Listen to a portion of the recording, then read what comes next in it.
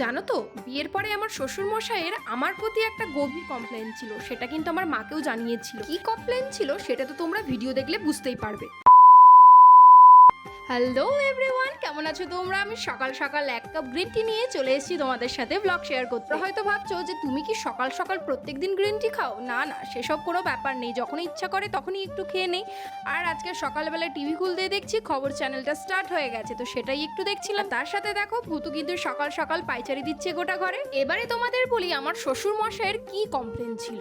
জানো তো, বিয়ের পরে আমি কিন্তু যখন এ বাড়িতে এসেছিলাম তখন থেকেই দেখতাম এ বাড়ির লোকেরা প্রচুর মাছ খায়, প্রচুর ধরনের মাছ আসতো এ বাড়িতে।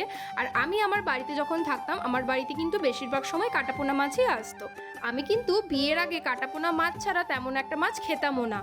এবারে আমার শ্বশুর মশাইয়ের কিন্তু ইচ্ছে ছিল যে বৌমাকে নতুন নতুন মাছ এনে খাওয়াবো, কিন্তু সে কি করে জানবে যে আমি হচ্ছে স্বল্পাহারী, মানে আমার মাছের প্রতি ভক্তিও নেই আর ভালোবাসাও নেই। মাছ বলতে ওই কাতলা মাছ আর চিংড়ি মাছের প্রতি একটু যা ভালোবাসা রয়েছে। শ্বশুরমশাই তো জানতেন না আমার অন্যান্য মাছের প্রতি এতটাই অভক্তি। তিনি প্রত্যেক দিনই নতুন নতুন ধরনের মাছ আনতেন, যেমন বাউল মাছ, টা মাছ, বিভিন্ন ধরনের মাছ নিয়ে আসতেন, যেগুলোর নাম হয়তো আমার মনেও নেই। কিন্তু এবারে যখনই আনতেন আমি কি করতাম, সে মাছগুলো খেতাম না। এই কথা শুনে আমার শ্বশুর মশাই কিন্তু মজা করে আমার মাকে ফোন করে জানিয়েছিল যে আমি তো এত ভালো ভালো মাছ নিয়ে আসি, কিন্তু আমার বৌমা কিছুই খায় না।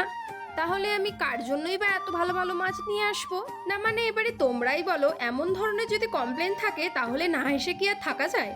এখন কিন্তু আমি মোটামুটি সব ধরনের মাছই খাওয়ার চেষ্টা করি, যদিও বা কিছু কিছু মাছ আমার পছন্দ না হলে খাই না।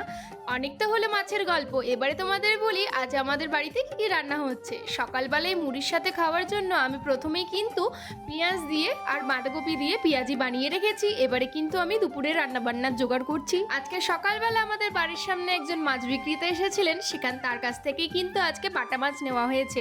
সেটাই কিন্তু ভালো করে ভেজে আমি আজকে কিন্তু সর্ষে দিয়ে বাটা মাছের তরকারি করব।